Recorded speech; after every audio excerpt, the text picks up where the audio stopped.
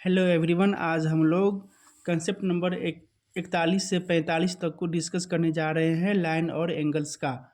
ये लाइन और एंगल्स का 41 से 45 नंबर कंसेप्ट को क्लियर करेंगे। तो 41 नंबर कंसेप्ट है, दिया गया है कि अगर ये एक चतुर्भुज है, चतुर्भुज में एक अंतःकोण का समद्विभाजक, ठीक उसी लाइन पे एक बाह्य कोण का समद्विभाजक जिस बिंदु पे मिलती है उसका मान क्या होगा। तो उसका मान होगा a इक्वल, अगर a है इसका नाम, तो a equal b plus c by 2 minus 90। यानी कि a की वैल्यू क्या हो जाएगा, a की वैल्यू हो जाएगा b प्लस सी। b हमारा ये है, c हमारा ये है, तो b plus c by 2 minus 90। ये दोनों को जोड़ देंगे तो कितना आ जाएगा, ये दोनों को जोड़ देंगे तो 210/2 90, यानी कि 105 में से 90 को माइनस करेंगे तो कितना आ गया, 15 डिग्री। यानी कि ये वैल्यू कितना होगा हमारे पास, 15 डिग्री का। नेक्स्ट कंसेप्ट को देख लेते हैं। अगर एक चतुर्भुज दिया गया है और उसके अंदर का एक कोण का समद्विभाजक, ये समद्विभाजक है, समद्विभाजक, और उसके सामने के बाह्य कोण का समद्विभाजक जिस बिंदु पर मिलती है उसका वैल्यू कितना होगा। यानी कि ए की वैल्यू कितना होगा, 90 minus b minus c by 2। तो इस क्वेश्चन के हिसाब से क्या होगा, तो ए बराबर क्या हो जाएगा, 90 माइनस बी माइनस सी, यहाँ पर बी कितना है 130, माइनस सी कितना है हमारे पास 40 अपॉन में 2।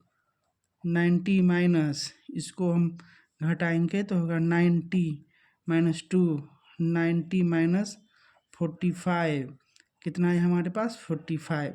ये ए की वैल्यू कितना हो जाएगा, 45। नेक्स्ट कंसेप्ट को देख लेते हैं हम लोग, कंसेप्ट नंबर 43।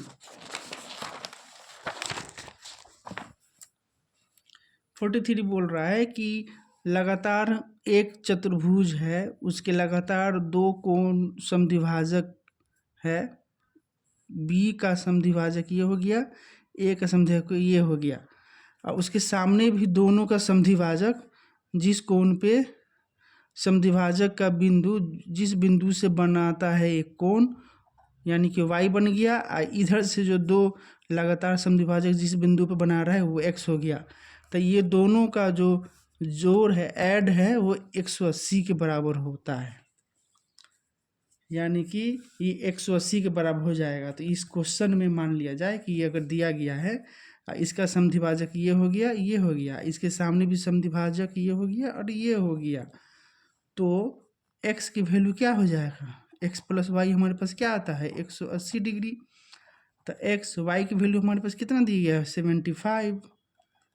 तो इसी तरह x की वैल्यू कितना हो जाएगा, 180 में से 75 को हम माइनस करेंगे तो x की वैल्यू हमारे पास आ जाएगा 105। यानी कि इसकी वैल्यू कितना हो जाएगा हमारे पास 105। नेक्स्ट कंसेप्ट को हम लोग अब देख लेते हैं, कंसेप्ट नंबर 44।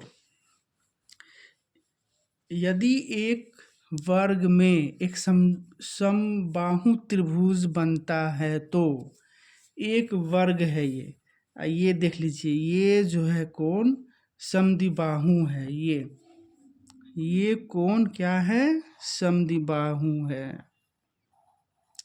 अगर इस टाइप का अगर आपको दिया गया रहे तो बस सारा मान को आप लोग याद कर लीजिए। जब भी इस टाइप का फिगर दिया रहे, अब बोला जाए कि एक वर्ग है, वर्ग के अंदर में एक समबाहु त्रिभुज है, तो ये कोण का मान बताइए तो 30, ये कोण का मान बताइए तो 15, ये कोण का मान बताइए तो 60। तो इसी तरीके से ये x का मान कितना हो जाएगा, x का मान कितना हो जाएगा 75। ये x का मान कितना हो जाएगा 75। x का मान कितना हो जाएगा 75। देखिए ये कोण है ना यहाँ पे, तो यही कोण है ना, तो ये 75 होगी। डायरेक्ट क्वेश्चन आंसर दिया जाता है एग्जाम में। अगर कहा जाए कि वर्ग के अंदर एक समबाहु त्रिभुज बना है, अगर वर्ग के अंदर समबाहु त्रिभुज बना है तो कोण का माप बताइए। मान लीजिए इस कोण का माप क्या होगा 75, इसका कितना हो जाएगा तो 15। अगर उस तरीके से इसका मान कितना हो जाएगा तो 75, इसका कितना हो जाएगा तो 150। इस तरीके से हम लोग इस ये कंसेप्ट याद रखेंगे तो सारे क्वेश्चन इस टाइप के बन जाएंगे। नेक्स्ट कंसेप्ट को देख लेते हैं, कंसेप्ट नंबर 45। अगर वर्ग में समबाहु त्रिभुज और समकोण त्रिभुज है,